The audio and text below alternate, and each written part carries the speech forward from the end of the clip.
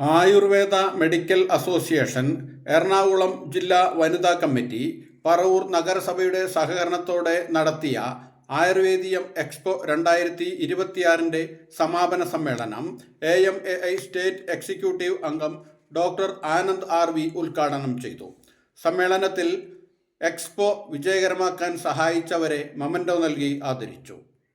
എറണാകുളം ജില്ലയെ സംബന്ധിച്ച്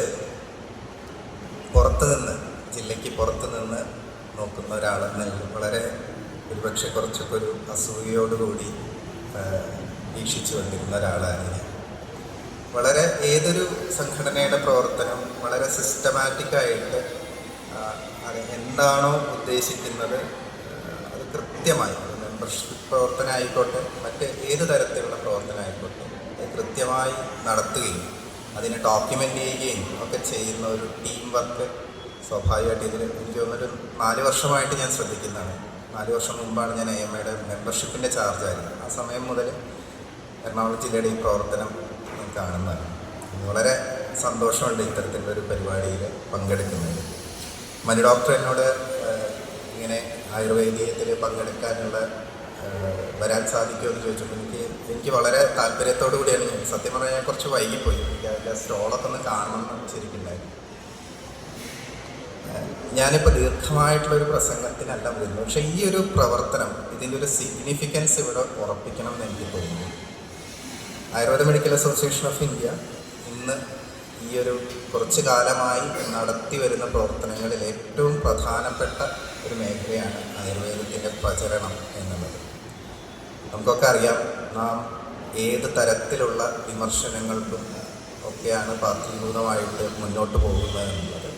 അപ്പം ആ ഒരു സ്ഥിതിയിൽ ഇത്തരത്തിലുള്ള പ്രദർശനങ്ങൾ പൊതുജനങ്ങളിലേക്ക് ഇറങ്ങിച്ചെന്നുകൊണ്ടുള്ള പ്രവർത്തനങ്ങൾ എന്തുകൊണ്ടും മാതൃകാപരമാണ്.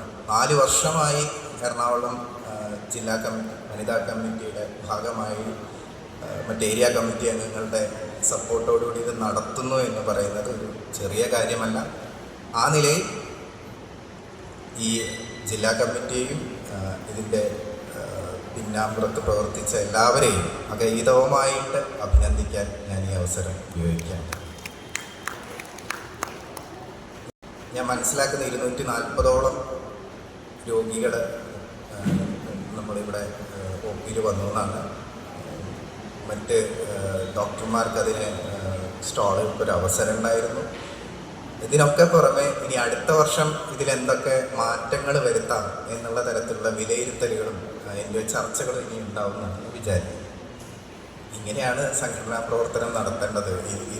ഇതിലപ്പുറത്തേക്ക് നമുക്കിനി എന്താണ് ചെയ്യാനുള്ളത്? ഈ രീതിയിൽ വളരെ സിസ്റ്റമാറ്റിക്കായിട്ട് എങ്ങനെ ഇതിനെ മുന്നോട്ട് കൊണ്ടുപോകാം എന്നുള്ളത്, ഈ കാലഘട്ടത്തിൽ എങ്ങനെ മുന്നോട്ട് കൊണ്ടുപോകാം എന്നുള്ളതിന് കൃത്യമായിട്ടുള്ളൊരു മാതൃകയാണ് ആയുർവേദിയും എറണാകുളം ജില്ലാ കമ്മിറ്റിയുടെ പ്രവർത്തനം എന്ന് വളരെ സന്തോഷത്തോടു കൂടി പറഞ്ഞുകൊണ്ട് ഈ ഒരു വാലിഡിറ്ററി ഫംഗ്ഷൻ ഔപചാരികമായി ഉദ്ഘാടനം ചെയ്തതായിട്ട് അറിയിക്കുന്നു.